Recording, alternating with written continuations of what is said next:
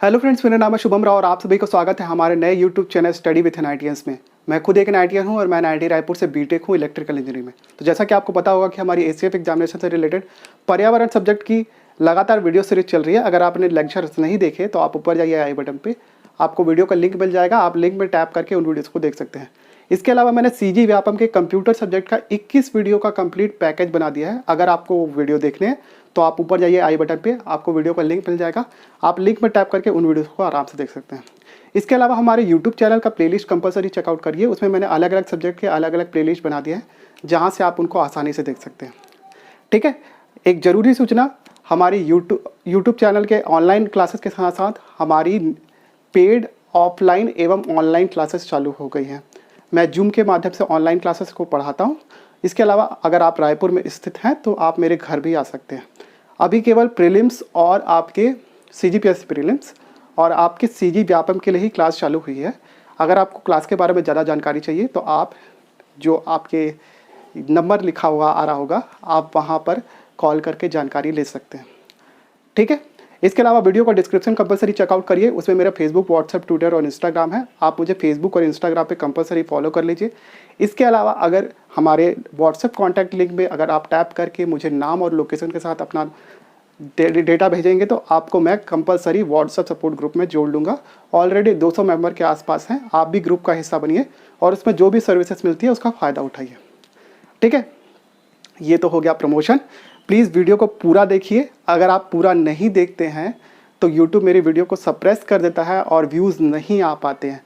ठीक है, इतना सपोर्ट मैं आपसे मांगता हूँ। अगर आप मुझे सपोर्ट करेंगे तो ही मैं आपको वीडियो लेक्चर कंटिन्यू बना के दे सकता हूँ। नहीं तो मेरा भी मन नहीं करता यार वीडियो लेक्चर बनाने का। क्यों मैं आपको एक पूरा दिन खपा के पूरे करंट अफेयर के जितनी भी चीज़ें हैं सब चीज़ कलेक्ट करके ला के दूँ और उसका मुझे रिस्पॉन्स ही ना मिले। ठीक है, उतना टाइम अगर मैं किसी स्टूडेंट को पढ़ाऊंगा ना तो मेरे को 4 से 5 हज़ार रुपये महीने के मिलेंगे। ठीक है, और यूट्यूब से मुझे पैसे नहीं मिल रहे हैं। आप ये बात को ध्यान रखिए, क्योंकि यूट्यूब पे पैसा एक पर्टिकुलर क्राइटेरिया पूरा करने के बाद ही मिलता है और वो भी उतना नहीं मिलता है। अगर किसी के 2-3 लाख सब्सक्राइबर हैं तब जाके उसको 5 से 6 हज़ार रुपये मिलेगा महीने का। ठीक है, तो आप ये दिमाग में मत रखिए कि बहुत सारे पैसे मिलते करके। वीडियो को कंपलसरी लाइक करिए। आप कमेंट में थम्स अप डाल देंगे तो बहुत बड़ी बात है, उतना मेरे लिए काफ़ी है। इसके अलावा अगर आप नए हैं तो प्लीज़ सब्सक्राइब करने के साथ साथ बेल नोटिफिकेशन ऑन करना ना भूलें। उससे आपको मेरी वीडियो की जानकारी मिलती रहेगी। ठीक है, आज हम लोग देखेंगे 3 से 4 जुलाई का करंट अफेयर। इसमें मैं आपको छत्तीसगढ़, इंडिया और वर्ल्ड तीनों के करंट अफेयर कंबाइंड रूप से कराऊंगा। आपको अलग अलग चैनल्स में और अलग अलग वीडियोस झांकने की ज़रूरत नहीं पड़ेगी। आप एक वीडियो देखिए, इसमें तीनों चीज़ें आपको मिलेगी। ठीक है, मैंने 1 से 2 तारीख का ऑलरेडी बना दिया है। आप उसको ऊपर आई बटन में जाके देख सकते हैं, मैं लिंक छोड़ दूंगा वहाँ पर। ठीक है, आज हम लोग 3 से 4 जुलाई का करूँगा। लेकिन एक ज़रूरी चीज़ जो मेरे कुछ स्टूडेंट ने मुझसे पूछी थी, आपके जो अभी पेपर कटिंग एक ठो आई है जिसमें मंडी निरीक्षक के पद बढ़ने की संभावना के बारे में लिखा हुआ है। इसके अलावा एक और पीडीएफ टाइप का एक चीज़ आया जिसमें नए तहसीलदार, नायब तहसीलदार ऐसे पद सृजन होने की बात लिखा है। तो मैं यहाँ पहले बैठ जाता हूँ, मैं आपको बता देता हूँ। अगर आपने कटिंग नहीं देखी तो देखिए, आप अपने स्क्रीन पे देख रहे होंगे कि मंडी निरीक्षक के पद बढ़ने की एक न्यूज़ आई है। और इसको मैं तो कभी नहीं पोस्ट किया इस तरीके का, लेकिन कई सारे कोचिंग संस्थाओं ने भी इसको अपने हैंडल में पोस्ट किया है। ठीक है, इसके अलावा आप एक और चीज़ देख रहे होंगे जो कि मैं आपको दिखा रहा हूँ स्क्रीन पे, कि कुछ तहसीलदार के पद नए स्वीकृत हुए हैं और नायब तहसीलदार के भी पद हैं। ये सारी चीज़ें आपको स्क्रीन पे दिखाई दे रही होंगी। ठीक है, और मुझसे पूछा गया था कि क्या ये सत्य है या असत्य है, मेरे कुछ स्टूडेंट ने जो मुझे व्हाट्सएप में फॉलो करते हैं। ठीक है, चलते हैं। तो आपने ये देख लिया, ये दोनों चीज़ें। अब मैं आपको जो चीज़ बता रहा हूँ उसको आप गांठ बांध के सुनो। ठीक है, जो कोचिंग इंस्टीट्यूट है ये एक प्योर बिजनेस है। आप कुछ पैसे हमको देते हो, मेरे जैसे कोचिंग संस्थान को, मेरा तो बहुत छोटा ही यार। ठीक है, कुछ पैसे हमको देते हो और बदले में एक सर्विस लेते हो। ठीक है, अगर आपका सिलेक्शन उन सर्विसेज को लेके, मतलब टीचिंग को हम लोग टीचिंग करते हैं आपको और आप पढ़ते हो, अगर आप सिलेक्शन ले लेते हो तो आपका फ़ायदा है। ठीक है, उससे कोचिंग संस्थाओं को ये फ़ायदा होता है कि वो आपकी फ़ोटो छाप के और स्टूडेंट को अपनी तरफ खींच सकती है। ऑब्वियसली बात, जहाँ से ज़्यादा सिलेक्शन होगा वहाँ पे लोग ज़्यादा आएंगे। ठीक है, तो ये काम आपने किया, लेकिन अगर आपका सिलेक्शन नहीं भी होता है तो कोचिंग संस्थाओं को लॉस नहीं होता है, क्योंकि आपने उनको पैसे दे दिए और उनका काम था पैसे कमाना और वो ख़त्म हो गया है। ठीक है, अब क्या बात आ जाती है, ये सारी चीज़ों को कोचिंग संस्थाएं अपने हैंडल में क्यों डालती हैं। ठीक है, सबसे ज़रूरी चीज़ जो मैं आपको बताना चाहता हूँ वो ये है, जैसे कि मान लीजिए मैं कई सारे लोगों के टच में हूँ, अभी जब से मैं ये काम कर रहा हूँ, मुझे कोई कोंटा से फ़ोन करता है, कोई नारायणपुर से फ़ोन करता है, कोई मुझे बलरामपुर से फ़ोन करता है और ये यही चीज़ बोलता है कि हमारे यहाँ इंटरनेट की फैसिलिटी उतनी अच्छी नहीं है, हम लोग जूम क्लासेस नहीं कर पाएंगे, आप मुझे मटेरियल दे दो, मैं उसके लिए पे कर दूंगा और आपका फ़ायदा हो जाएगा। मैं बोलता हूँ ठीक है, वो सब बात तो ठीक है, लेकिन वो लोग ये भी बोलते हैं कि हमको मैं पूछता हूँ कि आप व्यापम का पेपर भरे हो, तो बोलते हैं कि नहीं भर पाया सर, क्योंकि मात्र 5 पोस्ट थी और मुझे पता है कि मेरा सिलेक्शन नहीं हो पाएगा क्योंकि मुझे ट्रैवल करना पड़ेगा कोंटा से आपका जगदलपुर। ठीक है, या फिर जो भी उनके पास में विकास खंड में जहाँ पे भी उनका सेंटर होगा। ठीक है, अगर वो दुर्गम इलाके में रहते हैं तो ट्रैवलिंग बहुत बड़ी चीज़ है। सेकंड चीज़, वहाँ तक जाने के भी खर्चे लगेंगे ना, अगर वो गरीब फैमिली से हैं तो वो उतना पे कर नहीं सकते। अब क्या है, अगर मान लो कोचिंग संस्थाएं ऐसा पोस्ट करती है तो उनके दिमाग में क्या जाता है, सबसे पहली चीज़, सबसे पहले यही चीज़ आती है कि उनके पास एक अपॉर्चुनिटी दिख रही है। अगर वो एज लिमिट उनकी है, ठीक है, तो वो पक्का उसके लिए अपीयर होना चाहेंगे, ये पहली चीज़ उनके माइंडसेट में जाती है। ठीक है, दूसरी चीज़ वो क्या करते हैं, अब उनको तैयारी करनी तो संस्थाओं में प्रवेश लेना ही उनके लिए ऑप्शन है, क्योंकि ये एग्ज़ाम 10वीं 12वीं का एग्ज़ाम तो है नहीं कि जहाँ पे आपको पास होना है, आपको यहाँ पे कट ऑफ क्लियर करना है। तो उसके लिए अगर आप संस्थाओं को ज्वाइन नहीं करोगे तो आपका कट ऑफ नहीं निकलेगा, ये बात भी आपके दिमाग में जाती है, तो ऑटोमेटिकली आपका रुख कोचिंग संस्थाओं की ओर होता है।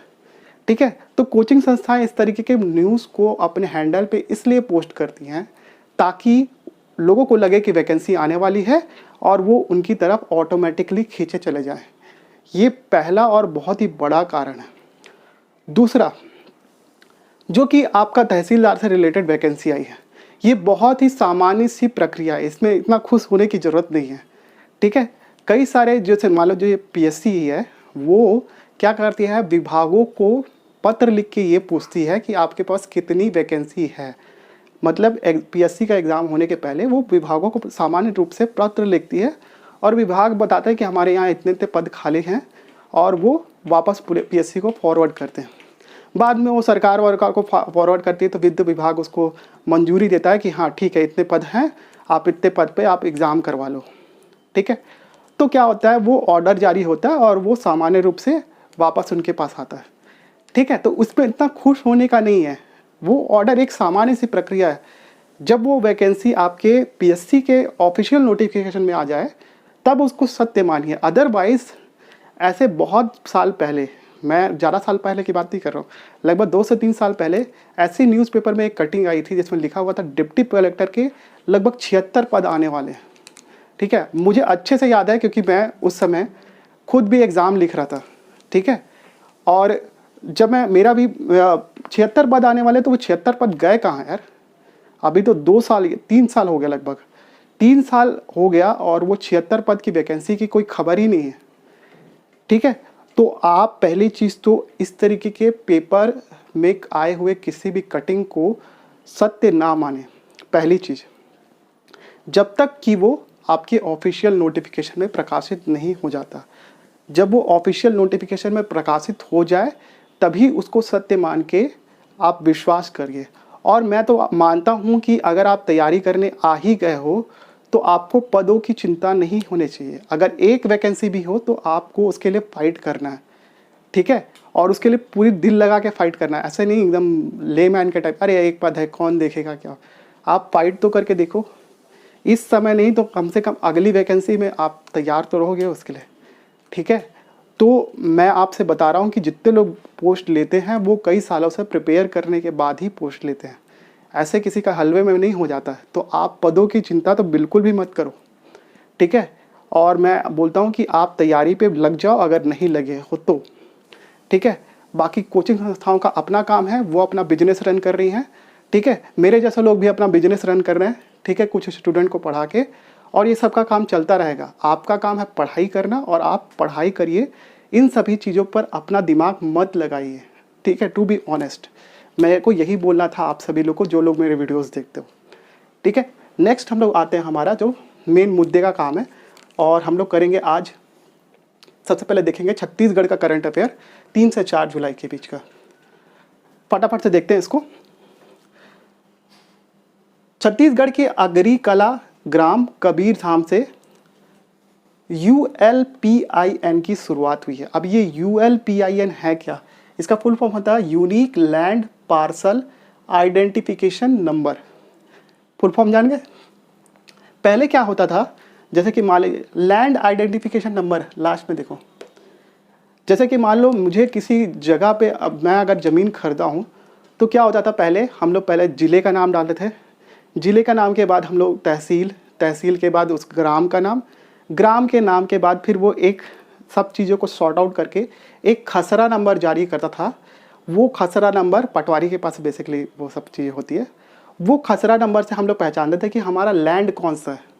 लेकिन अब क्या है, अक्षांशीय एवं देशांतरी रेखाओं के माध्यम से कैलकुलेट करके एक 14 डिजिट का यूनिक आइडेंटिफिकेशन नंबर जारी किया जाएगा लैंड के लिए, कि आपकी ज़मीन कौन सी है उसके लिए एक यूनिक आइडेंटिफिकेशन नंबर 14 डिजिट का जारी किया जाएगा। इसी को बोला जाता है आपका unique land parcel identification number. और इसकी शुरुआत छत्तीसगढ़ के अगरी कला ग्राम कबीर धाम से हो गई है, ठीक है। तो ये एक बहुत अच्छी चीज़ है और ये आपका करंट अफेयर है, इसको आप ध्यान रखिएगा। नेक्स्ट करंट अफेयर ये है कि प्रदेश का पहला वन प्रदर्शन प्रक्षेत्र कोरिया जिला के आनी ग्राम पंचायत से चालू किया गया। बेसिकली ये वन प्रदर्शन प्रक्षेत्र है क्या? इसमें आपके सामान्य पेड़ पौधों के साथ साथ आपका औषधीय पेड़ पौधों की प्रदर्शनी टाइप की लगाई गई है, और लगभग ये 21 एकड़ में ये फैला हुआ है। इस 21 एकड़ के वन प्रदर्शन प्रक्षेत्र के साथ साथ गौठानों के लिए 26 एकड़ का चारागाह भी डेवलप किया गया है, ठीक है। ताम्रध्वज साहू और ज्योत्सना महंत जी ने इसकी शुरुआत की है, ठीक है। कहाँ से? कोरिया जिला आनी ग्राम पंचायत। इतना याद हो गया। नेक्स्ट देखते हैं। आरंग के बारे में आजकल बहुत न्यूज़ आ रही है, ठीक है।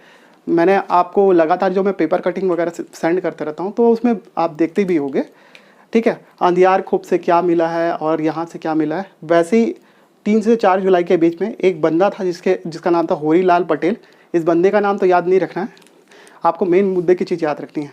यहाँ से जब वो दीवार बना रहे थे तो उसके लिए नींव खोदते हैं, गड्ढा करते हैं, तो गड्ढा करते समय उनको कई सारी मूर्तियों के खंडित अवशेष मिले। बाद में जब हमारे जो गुरु घासीदास संग्रहालय है, ठीक है, गुरु घासीदास नहीं, महंत घासीदास संग्रहालय, महंत घासीदास और गुरु घासीदास दोनों अलग अलग व्यक्ति है ना, ठीक है। उनको एक साथ करके याद मर के, मेरे घर के पास में ही है संग्रहालय, ज़्यादा दूर नहीं है, क्योंकि मैं घाड़ी चौक से बहुत ही पास में रहता हूँ, सिविल लाइंस में, ठीक है। तो वहाँ से आपको महिषासुर मर्दनी, गणेश, उमा महेश्वर की प्रतिमा के खंडित अवशेष मिले हैं। ऐसा जो महंत घासीदास संग्रहालय के पुरातत्ववेत्ता हैं उन्होंने बताया, ठीक है। तो आपको ये याद रखना है। इसके अलावा भी अभी आरंग से कई सारी चीज़ें मिल रही हैं, ठीक है। झलमला तालाब से अभी वहाँ की खुदाई हो रही है, ठीक है। कई सारी चीज़ें मिली हैं जिनके बारे में आप जानते होंगे। अगर मैं पुराना और नया अभी करंट अफेयर बनाऊंगा तो उसमें आपको डिटेल्स बता दूंगा, ठीक है। नेक्स्ट है एक आर्टिकल आया था टूरी हटरी नाम से। अब ये टूरी हटरी क्या है? ये बेसिकली कुछ नहीं है, 600 साल पुराना महिला बाजार है, जो बेसिकली आपके कलचुरी कालीन महिला बाजार है, ठीक है। आपके जैसा कि आपको पता होगा कि रायपुर शहर की स्थापना आपके रामचंद्र देव ने की थी, और बाद में ब्रह्मदेव ने, जो कलचुरी डायनेस्टी के शासक थे, लहरी शाखा के, ठीक है, जिसको रायपुर शाखा भी बोलते हैं, उनके किंग थे, ठीक है। उन्होंने यहाँ पे बूढ़ा तालाब भी बनाया, और बूढ़ा तालाब के जो आसपास का जो एरिया है पीछे साइड, उसको पुरानी बस्ती बोला जाता है, और वो उसी समय डेवलप हुआ था। इसी पुरानी बस्ती के पास में ये टूरी हटरी है, और ये बेसिकली कुछ नहीं था, महिलाओं के लिए एक विशेष जगह दी गई थी जहाँ पे महिलाएं अपना पसरा डाल के जो भी सामान उनको बेचना रहता था वो बेचती थी, ठीक है। ये आज भी मेरे ख्याल से संचालित हैं, और उसी को टूरी हटरी बोला जाता है। तो टूरी हटरी अगर पूछा जाए है क्या, तो वो आपको याद रखना है, रायपुर शहर में स्थित पुरानी बस्ती के पास, ठीक है, एक महिला बाजार है, उसको आपको याद रखना, जो कि कलचुरी कालीन था। नेक्स्ट है आपका जो मेन इंपॉर्टेंट करंट अफेयर आया है वो ये है, ऑनलाइन बैंकिंग शुरू करने वाला प्रदेश का पहला सहकारी बैंक, ठीक है, कोऑपरेटिव बैंक, सहकारी बैंक या फिर कोऑपरेटिव बैंक, ये है जिला सहकारी बैंक दुर्ग, ठीक है। दुर्ग जिला सहकारी बैंक दुर्ग से आपका ऑनलाइन बैंकिंग की शुरुआत हो चुकी है, जो कि प्रदेश का पहला सरकारी बैंक है, ठीक है, आपको इसको ध्यान रखना है। नेक्स्ट है आपका छत्तीसगढ़ का पहला फॉसिल्स पार्क, फॉसिल्स मतलब जीवाश्म पार्क, ठीक है, ये आपका कोरिया के हसदेव नदी के किनारे में डेवलप करने की योजना है, ठीक है। यहाँ पे कई सारे समुद्री जीवाश्म मिले हैं, इसका मतलब जब समुद्र का पानी यहाँ तक था तब यहाँ पे मछलियाँ रहती होंगी और उनके जो फॉसिल्स हैं वो चट्टानों में बन गए, ठीक है, मतलब उनके अस्थि पंजरों के जो अवशेष थे वो चट्टानों में दब गए थे, उनके जो अवशेष हैं वो फॉसिल के फॉर्म में या फिर जीवाश्म के फॉर्म में मिले हैं, तो उनको कलेक्ट करके फॉसिल्स पार्क बनाने की योजना है, ठीक है। अगर भारत में देखें तो खेमगांव सिक्किम, राजहरा झारखंड, सुबासरी अरुणाचल प्रदेश और दार्जिलिंग में भी इसी तरीके के जीवाश्म मिले हैं, ठीक है। तो आपको ये चीज़ें ध्यान रखनी है थोड़ा सा, ठीक है, इसके बारे में पेपर में एक आर्टिकल आया था। नेक्स्ट है आपका कैप्टन कूल ऐप, ठीक है, नाम थोड़ा सा अजीब सा लग रहा है लेकिन कैप्टन कूल ऐप बेसिकली है क्या, ये नेचर बॉडी इको क्लब और उनके स्टूडेंट, ठीक है, उन्होंने उनके शिक्षक पानू हलदार के साथ मिलकर इस ऐप को डेवलप किया।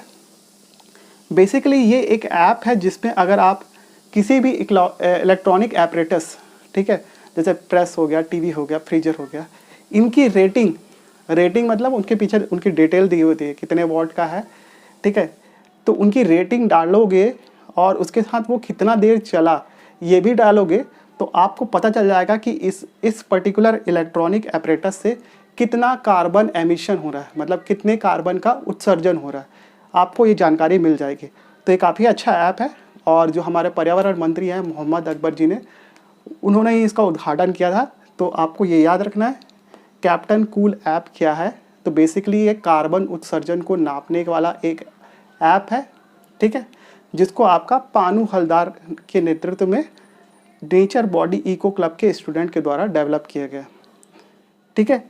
एक और न्यूज़ आई है बस्तर के संतोष माथुर नाम के एक पर्सन है जिन्होंने प्लांटेबल पेपर बैग की खोज की है क्या, डेवलप किया है उसको। अब ये प्लांटेबल पेपर बैग क्या है, नॉर्मली क्या होता है कि वहाँ पे बस्तर के आसपास में जितने भी पॉलीथीन बैग वगैरह था इनको रेस्ट्रिक्ट करने और इको फ्रेंडली बनाने के लिए पेपर बैग की शुरुआत की गई। अब उस पेपर बैग में कई सारे पेड़ पौधों के, ठीक है, सीड्स, उनके बीज डाले गए, ठीक है। अब वो कैसे डाले गए वो मुझे नहीं पता, ताकि अगर आप कभी भी पेपर बैग को फेंको तो वो तो बायोडिग्रेडेबल है या फिर जैव निम्नीकरणीय है, अगर आप उसको ज़मीन में फेंक दोगे तो वो सीड जो होंगे वो ज़मीन में पहुंच जाएंगे और ऑटोमेटिकली वहाँ से एक नया पौधा उत्पन्न हो जाएगा, ठीक है। तो ये काफ़ी अच्छी पहल है, नाम याद रखना संतोष माथुर जिन्होंने प्लांटेबल पेपर बैग का डेवलप किया। नेक्स्ट आपको गोंचा पर्व के बारे में याद रखना। अभी तो गोंचा पर्व लगातार चल रहा है तो इसके बारे में पेपर में लगातार आर्टिकल आते हैं, जैसे मैंने नेत्रोत्सव के बारे में लास्ट लेक्चर में बताया था, वैसे ही गोंचा पर्व के लिए जो रथ का निर्माण किया जा रहा है वो भी प्रारंभ हो गया है और ये कहाँ किया जा रहा है, आपके सिरहासार भवन, और ये बेसिकली राजा का कोई कक्ष होता था ऐसा मानते, ठीक है। वहाँ पे बेड़ा उमर गांव और बड़े धाराउर गांव के कारीगर इस रथ का निर्माण कर रहे हैं, ठीक है। मेरे ख्याल से अगर आपसे पूछा जाए कभी भी कि गोंचा पर्व के लिए कहाँ के कारीगर बुलाए जाते हैं तो आपको लगाना है बेड़ा उमर गांव, ठीक है, एवं बड़े धाराउर गांव के कारीगर, ठीक है। तो ये हो गया आपका छत्तीसगढ़ का 3 से 4 जुलाई का करंट अफेयर। इसके बाद की चीज़ें इंडिया और विश्व का करंट अफेयर हम लोग थोड़ी देर में देखते हैं। तो चलिए फटाफट से हम लोग विश्व का करंट अफेयर देख लेते हैं 3 से 4 तारीख के दौरान, और उसमें सबसे पहले है आपका फ्रेम लाइन फेस्टिवल, ठीक है। अब ये फ्रेम लाइन फेस्टिवल क्या है उसके बारे में मैं बताता हूँ आपको, ठीक है। फ्रेम लाइन फेस्टिवल में हमारे भारत की एक पहली शॉर्ट फिल्म जिसका नाम है सीर कोरमा, और इस फिल्म में अभिनय किया है आपके स्वरा भास्कर जो कि बहुत जानी मानी एक्ट्रेस हैं, दिव्या दत्ता, शबाना आजमी जी, ठीक है। इन तीनों ने इनमें एक्टिंग की है और ये भारत की पहली शॉर्ट फिल्म है जो कि फ्रेम लाइन फेस्टिवल में जिसने अवार्ड जीता है, ठीक है, बेस्ट शॉर्ट फिल्म का, ठीक है। और इससे क्या हुआ, इस अवार्ड को जीतने के साथ ही वो ये जो फिल्म है वो बाफ्टा फिल्म फेस्टिवल के लिए क्वालिफाई कर गई है। अब ये बाफ्टा फिल्म फेस्टिवल क्या है, ये बहुत ही रिनोन्ड एकेडमिक अवार्ड है, ठीक है, और लगभग इसको ऑस्कर के समान ही मानते हैं, ठीक है। अगर ये जीतती है तो फिर ऑस्कर में इस फिल्म के जाने की संभावना बढ़ जाएगी, ठीक है। तो ये बहुत बड़ी अचीवमेंट है कि पहली भारतीय फिल्म जिसने फ्रेम लाइन फेस्टिवल में अवार्ड जीता है, ठीक है, बेस्ट शॉर्ट फिल्म का। तो आप इसको ज़रूर ध्यान रखिएगा। नेक्स्ट, ओसेलो में डायमंड लीग मीटिंग में कर्स्टन वॉरहोम करके एक एथलीट है जिन्होंने 46.70 सेकंड में 400 मीटर की बाधा दौड़ का रिकॉर्ड बनाया, ठीक है। 400 मीटर बाधा दौड़ मतलब आपकी लकड़ी की स्ट्रिप्स होती है इतनी हाइट पे, ठीक है, और उसमें से कूद के पार करना पड़ता है, ठीक है। तो ये रिकॉर्ड पहले केविन यंग करके एक एथलीट थे उनके नाम पर था और ये सबसे लंबे समय तक बने रहने वाला रिकॉर्ड भी है, ठीक है। कर्स्टन वॉरहोम मेरे ख्याल से नीदरलैंड के है, मेरे को एक बार वेरीफाई करना पड़ेगा, लेकिन मेरे ख्याल से ये नीदरलैंड के है, आप गूगल कर लीजिएगा कहाँ के हैं ये, ठीक है। इन्होंने 400 मीटर की बाधा दौड़ का रिकॉर्ड बनाया, तो इनको याद रखना। नेक्स्ट है, वैज्ञानिकों ने न्यूट्रॉन तारे एवं ब्लैक होल के टक्करों के बाद उत्पन्न हुई गुरुत्वीय तरंगों का पता लगाया, ठीक है। और ये खोज इसलिए महत्वपूर्ण है क्योंकि इस टक्कर से उत्पन्न हुई गुरुत्वीय तरंग के बाद हम लोग तारे की संरचना, ठीक है, तारे का निर्माण किस प्रकार होता है उसके बारे में, और अगर वो पता चल जाता है तो इन फ्यूचर हमको ब्रह्मांड का निर्माण किस प्रकार हुआ उस दिशा में एक नई क्या करना चाहिए स्टेप मिल जाएगा जिसके थ्रू हम लोग ये सब चीज़ें पता कर सकते हैं, ठीक है। तो ये भी एक बहुत ही महत्वपूर्ण घटनाक्रम था आपके विश्व में, ठीक है। नेक्स्ट है आपका हीट डोम। बेसिकली अभी पेपर में न्यूज़ आई थी कि कनाडा का तापमान 49.5 डिग्री सेंटीग्रेड पहुंच गया, ठीक है। कनाडा वैसे बेसिकली कहाँ है आपको मैं थोड़ा सा आइडिया दे देता हूँ, नॉर्थ अमेरिका के भी नॉर्थ में, ठीक है, आपके आर्कटिक के पास में है कनाडा, ठीक है। और वहाँ पर ठंडियों में टेम्परेचर जो है वो लगभग -30 -40 के आसपास तक पहुँच जाता है, ठीक है। वहाँ पर टेम्परेचर 49.5 डिग्री होना मतलब ये कह सकते हैं कि जम्मू कश्मीर में लू चलने वाली बात हो गई, ठीक है। तो एग्जैक्टली वही चीज़ हुआ यहाँ पर। और बेसिकली ये क्यों हुआ था, एक घटनाक्रम जिसको बोलते हैं हीट डोम।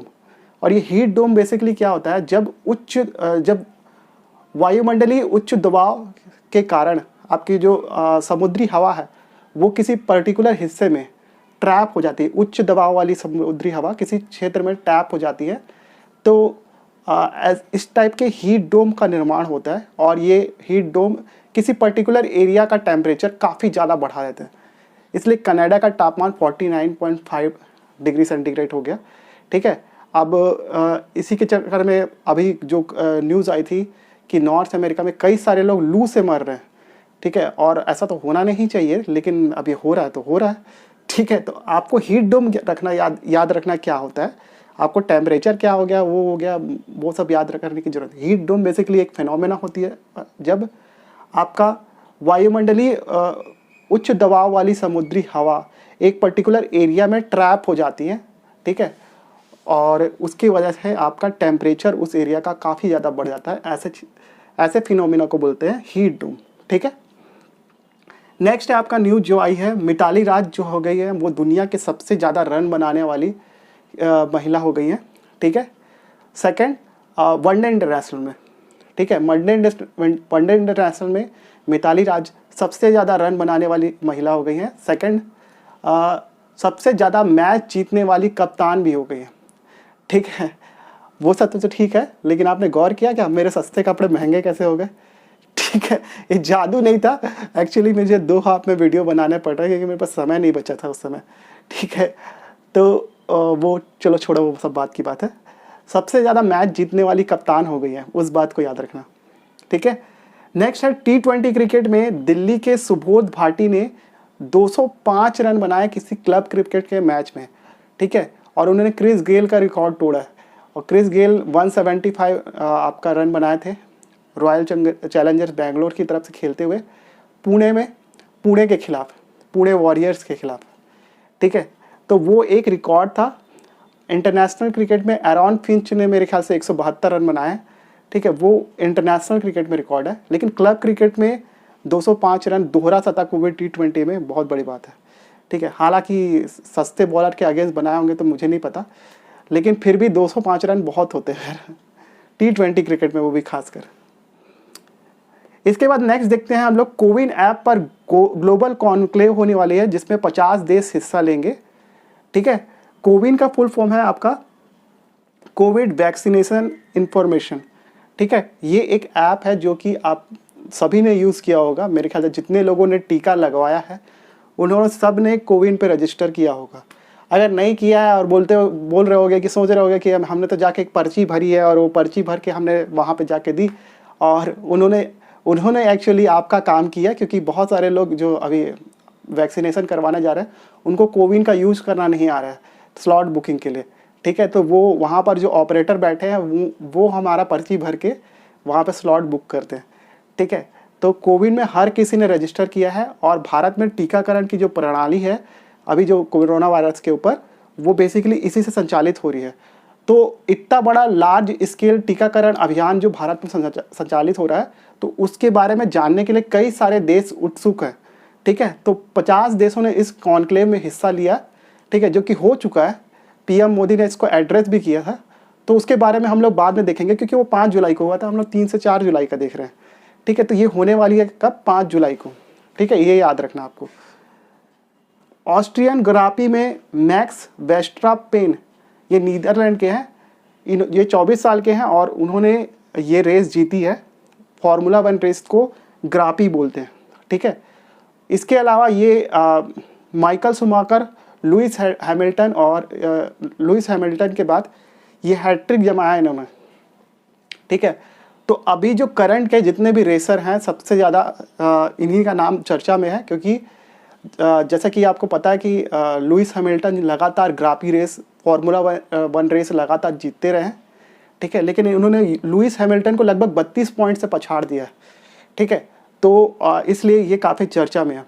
ठीक है, और बेसिकली जिस फ्रेंचाइज के लिए ये ड्राइविंग करते हैं उनका नाम है रेड बुल रेसिंग। ठीक है, लुइस हैमिल्टन मर्सिडीज के लिए राइडिंग करते हैं, आपका माइकल शुमाकर मेरे ख्याल से फेरारी के लिए करते थे। ठीक है, तो आपको छोटी मोटी बातें इसके बारे में याद रखनी है। ठीक है, तो मैक्स वेस्ट्रापेन आपके नीदरलैंड के हैं, ये याद रखना आपका। नोवाक जोकोविक के बारे में एक खबर आई है, और वो ये है कि अभी विंबलडन में उन्होंने एक मैच जीतकर 75 ग्रैंड स्लैम मैच जीतने का रिकॉर्ड बनाया है। ठीक है, और ऐसा करने वाले ये दुनिया के पहले खिलाड़ी हैं। नोवाक जोकोविक जो है वो अभी करंट वर्ल्ड नंबर 1 है टेनिस में। ठीक है, इन्होंने हाल ही में फ्रेंच ओपन जीता था। फ्रेंच ओपन के बाद अगला टूर्नामेंट होता है विंबलडन, जो साल का तीसरा ग्रैंड स्लैम होता है, तो उसके मैचेस चल रहे हैं। तो अभी उन्होंने फिलहाल 75 ग्रैंड स्लैम मैच जीत चुके हैं, और मैंने लास्ट क्लास में बताया था कि आपको नोवाक जोकोविक ने फ्रेंच ओपन जीतकर 19 ग्रैंड स्लैम जीतने का अपना एक पर्सनल रिकॉर्ड बनाया है, और वो राफेल नडाल और रॉजर फेडरर से एक ग्रैंड स्लैम उनकी दूरी पे हैं उनके रिकॉर्ड की बराबरी करने के लिए। फेडरर और नडाल के दोनों के 20-20 ग्रैंड स्लैम हैं। ठीक है, तो ये था आपका विश्व का करंट अफेयर। इसके बाद थोड़ी देर में हम लोग भारत का करंट अफेयर देखेंगे। तो चलिए फटाफट से 3 से 4 जुलाई के बीच में भारत का करंट अफेयर देख लेते हैं। उसमें सबसे पहले आपका उत्तराखंड से न्यूज़ आई है। ठीक है, उत्तराखंड के मुख्यमंत्री तीरथ सिंह रावत ने इस्तीफा दे दिया है। बेसिकली इनके इस्तीफे की वजह संवैधानिक बाध्यता थी। ठीक है, हमारे संविधान में ये उल्लेख है कि अगर कोई विधायक, ठीक है, विधानसभा के लिए नहीं चुना जाता है और अगर उसे सीधे मुख्यमंत्री बनना है, ठीक है, तो वो 6 माह तक उस पद पर बना रह सकता है। उसके बाद उसे किसी न किसी एक सदस्य, उच्च सदन होता है हमारा विधानसभा, उच्च सदन होता है विधान परिषद, निम्न सदन होता है आपका विधानसभा, उनमें से दोनों में से किसी एक सदन का सदस्य उसे बनना अनिवार्य होता है। अदरवाइज वो मुख्यमंत्री पद पर नहीं बना रख सकता, ठीक है। ऐसे ही आपके केंद्र में भी होता है। केंद्र में अगर किसी व्यक्ति को प्रधानमंत्री या फिर मंत्रिपरिषद का सदस्य बनना है तो वो बिना सांसद बने हुए आपका मंत्री बन सकता है अनटिल एंड अनलेस वो 6 माह के भीतर किसी न किसी एक सदन, लोकसभा या राज्यसभा की सदस्यता ले लेता है, ठीक है। बेसिकली क्या हुआ, तीरथ सिंह रावत जो थे वो सदन के सदस्य नहीं थे और उन्हें मुख्यमंत्री बना दिया गया था।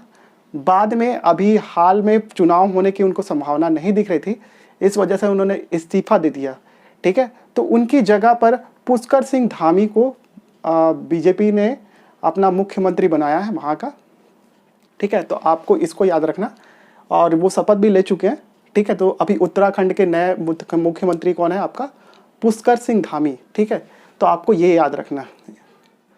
नेक्स्ट है आपका वैक्सीन गुणवत्ता प्रयोगशाला। भारत सरकार ने वैक्सीन की गुणवत्ता और उसकी कितनी एफिशिएंसी है इसको समझने के लिए 2 प्रयोगशाला निर्धारित किए हैं आपका। उसमें से पहला है आपका राष्ट्रीय कोशिका विज्ञान केंद्र पुणे, सेकंड है आपका राष्ट्रीय पशु जैव प्रौद्योगिकी संस्थान हैदराबाद। ये 2 प्रयोगशालाएं निर्धारित की गई है आपके वैक्सीन की गुणवत्ता के परीक्षण के लिए, ठीक है। तो आपको ये दोनों याद होना चाहिए। कहाँ कहाँ पर है वो तो कम से कम याद ही होना चाहिए, पुणे और हैदराबाद में। नेक्स्ट है आपका कोवैक्सीन। कोवैक्सीन का 3rd फेज के ट्रायल के नतीजे आ गए हैं, ठीक है, जिसके बारे में काफ़ी विवाद था कि भारत सरकार ने 2 फेज का ही ट्रायल किया है और इस वैक्सीन को भारत की जनता को लगाने के लिए मंजूरी दे दिया था। बाद में काफ़ी विवाद हुआ इस पर। छत्तीसगढ़ की गवर्नमेंट ने तो यहाँ तक ऐलान कर दिया था कि वो हमारे जनता को कोवैक्सीन लगाएगी ही नहीं, ठीक है। बाद में इस विवाद को ख़त्म करते हुए प्रधानमंत्री मोदी तक ने खुद कोवैक्सीन की डोज ली, ठीक है, और उसके बाद फिर भारत की बाकी जनता को ये वैक्सीन लगाने के लिए भारत सरकार ने मंजूरी दे दी, ठीक है। तो इसमें काफ़ी विवाद हुआ था। छत्तीसगढ़ में जो वैक्सीन की वायल्स आई थी, काफ़ी सारे वायल जो हो गई इसी राजनीतिकरण की भेंट चढ़ गई और काफ़ी सारे वायल बर्बाद हो गई वैक्सीन की, ठीक है। और छत्तीसगढ़ वैसे वैक्सीन बर्बादी के मामले में मेरे ख्याल से पहले या दूसरे नंबर पे है, ठीक है, पूरे इंडिया भर में। तो ये बहुत बड़ी क्या कहना चाहिए, खामी कह सकते हैं हमारे सरकार की। अदरवाइज़ काफ़ी सारे लोगों का वैक्सीनेशन उसी समय हो जाता, ठीक है। लेकिन अब इस 3rd फेज के ट्रायल के नतीजे आ गए हैं और ऐसा बताया गया है कि कोविड वायरस के अगेंस्ट 77.8% ये इफ़ेक्टिव है माइल्ड सिम्टम के अगेंस्ट, ठीक है। जबकि कोविशील्ड की एफिशिएंसी है आपकी 70.4। तो मतलब कोवैक्सीन जो है वो कोविशील्ड की अपेक्षा ज़्यादा प्रभावी है माइल्ड सिम्टम के अगेंस्ट, ठीक है। इसके अलावा जो भारत में सबसे ज़्यादा अभी बर्बादी फैलाने वाला जो कोविड का नया वेरिएंट था उसका नाम था डेल्टा वेरिएंट, और ये डेल्टा वेरिएंट के अगेंस्ट 65.2% तक प्रभावी है, ठीक है। तो ये अच्छा खासा कवर हमको देता है, ठीक है। मैंने भी कोवैक्सीन ही लगवाई है अभी से कुछ ज़्यादा नहीं, 3-4 दिन पहले, ठीक है। मैं वैसे स्पुतनिक लगाने वाला था लेकिन उसकी डोज यहाँ पे आ नहीं रही है, तो क्या कर सकते हैं, अब लेट इट बी। नेक्स्ट देखते हैं, केंद्रीय कृषि मंत्री नरेंद्र सिंह तोमर ने राष्ट्रीय बागवानी बोर्ड केंद्र का उद्घाटन किया। और बेसिकली ये कहाँ पे उद्घाटन किया उन्होंने, मध्य प्रदेश के ग्वालियर में, ठीक है। इसे बेसिकली ये केंद्र इसलिए बनाया गया ताकि बागवानी फसलों को प्रोत्साहन मिल सके, ठीक है। आपको पता होना चाहिए कि मध्य प्रदेश जो है वो सोयाबीन के उत्पादन में पहला स्थान रखता है और मध्य प्रदेश को इसलिए सोया स्टेट के नाम से भी जानते हैं, ठीक है। तो ये सब छोटे मोटे फैक्ट है जो आपको याद होने चाहिए। CGPSC में क्वेश्चन आ चुका है यार ठीक है, यही सोयाबीन वाला।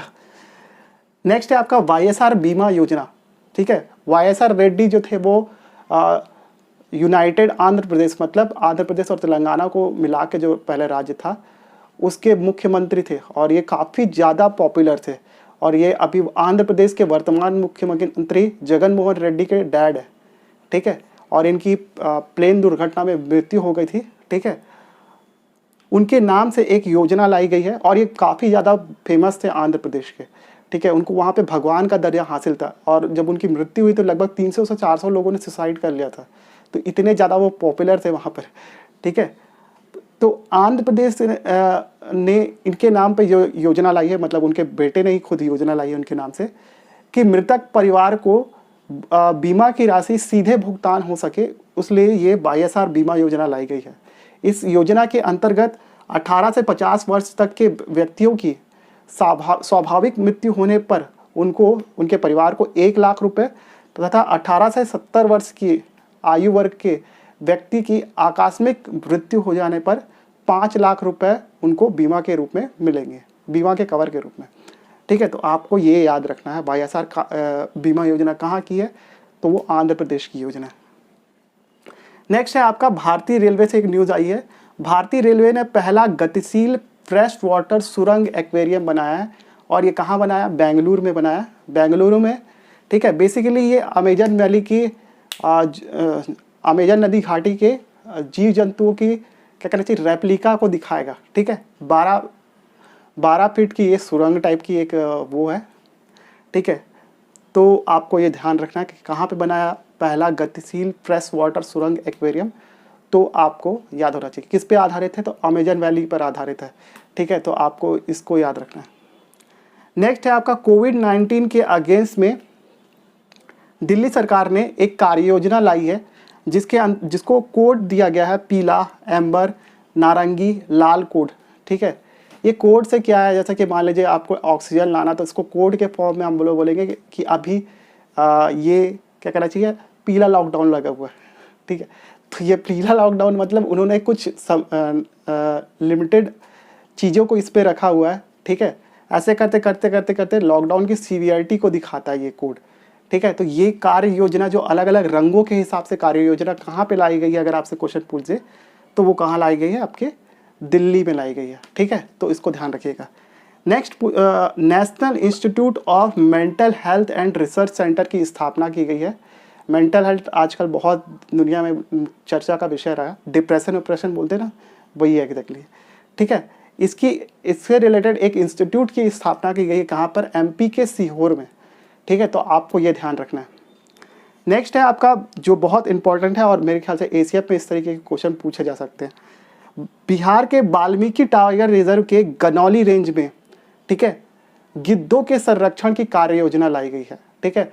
आपको पता होगा कि हमारे देश में गिद्ध संरक्षण के लिए एक प्रोजेक्ट चालू किया गया है, ठीक है। मैंने आपको पर्यावरण में भी बताया था, ठीक है।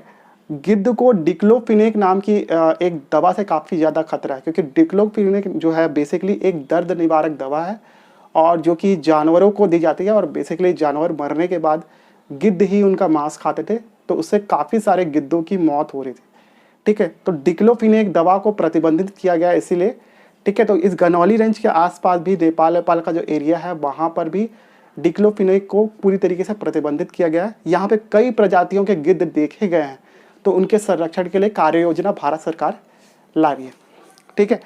तो आपको ये सब याद होना चाहिए। इसके अलावा जो गिद्ध संरक्षण का जो प्रोजेक्ट है वो पंचकुला हरियाणा से चालू किया गया था। ये मैंने आपको ऑलरेडी पर्यावरण के लेक्चर में बता दिया, ठीक है। जाके देखो यार लेक्चर, वो काफ़ी अच्छा लेक्चर बनाया मैंने, ठीक है। यूपीएससी लेवल तक का वो लेक्चर है, उसमें मैंने वाणी की बुक से पढ़ाया आपको, ठीक है।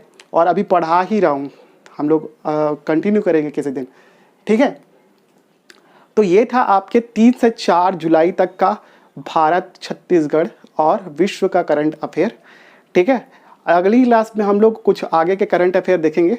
आज तो 6 तारीख है और मैं कोशिश करूँगा कि 6 तारीख को ये वीडियो लॉन्च करूँ, ठीक है। तब तक के लिए आप प्लीज़ सपोर्ट करो यार मेरे को। अगर मुझे सपोर्ट करोगे तो मुझे भी अच्छा लगेगा, ठीक है। उसके लिए आप एक ही काम कर सकते हो, प्लीज़ वीडियो को लाइक करो, कमेंट में थम्स अप डाल दो, ठीक है। शेयर करो इस वीडियो को एटलीस्ट उन लोगों को जिनके पास पैसे नहीं है कोचिंग इंस्टीट्यूट को देने के लिए, या फिर वे मंडी निरीक्षक, एसीएफ, सीजीपीएससी या सीजी व्यापम से जुड़े हुए बाकी सारे कॉम्पिटिटिव एग्जामिनेशन की तैयारी कर रहे हैं, उनको ज़रूर शेयर करिए, ठीक है। उससे क्या होगा, मेरा चैनल ग्रो होगा और जैसे ही मेरा चैनल ग्रो होगा मैं आपको और वीडियो कंटेंट्स प्रोवाइड करूँगा, ठीक है, absolutely free of cost. YouTube पे तो मैं सारे वीडियो फ्री ऑफ कॉस्ट दे रहा हूँ, लेकिन अगर आपको मेरे साथ पढ़ना है, या मतलब मेरे साथ पढ़ना 1-on-1 पेड क्लासेस के फॉर्म में। तो मैं जूम से भी पढ़ाता हूँ। अगर आप रायपुर में रहते हैं तो आप मेरे घर भी आके पढ़ सकते हैं, ठीक है। तो आपको जो भी एग्ज़ाम के लिए पढ़ना है उससे रिलेटेड जानकारी आप इस नंबर में कॉल करके, जो नंबर स्क्रीन पे दिखाई दे रहा होगा, वहाँ पे कॉल करके पता कर सकते हैं। इसके अलावा डिस्क्रिप्शन चेकआउट करिए, उस पर मुझे फेसबुक और इंस्टाग्राम पे कंपलसरी फॉलो कर लीजिए। इसके अलावा व्हाट्सएप सपोर्ट ग्रुप का हिस्सा बनिए। जितने लोग ग्रुप से जुड़ेंगे, कम्युनिटी जितनी ज़्यादा बड़ी होगी, हम लोग एक दूसरे की ज़्यादा हेल्प कर पाएंगे, ठीक है। तब तक के लिए thank you so much for watching this video. Have a good day.